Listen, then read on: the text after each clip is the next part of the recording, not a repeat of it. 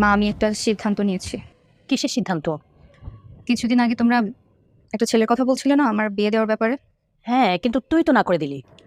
সেই ছেলের পরিবারের সাথে আবার বাবাকে কথা বলতে বলো। আমি বিয়ে করব। সত্যি বলছিস তো? সবকিছু ঠিকঠাক করলে আবার অবাক করবি না তো? আর না করবো না। আমার জন্য আমার ভাই বাইরে থাকবে, এটা তো হতে পারে না, তাই না? আর মেয়েদের তো একসময় বিয়ে করে পরের ঘরে যেতেই হয়। এটা তো আর আমার আসল বাড়ি না। আমার জন্য আমার ভাই কেন বাইরে থাকবে? আমি যত দ্রুত সম্ভব বিয়ে করে এখান থেকে চলে যেতে চাই।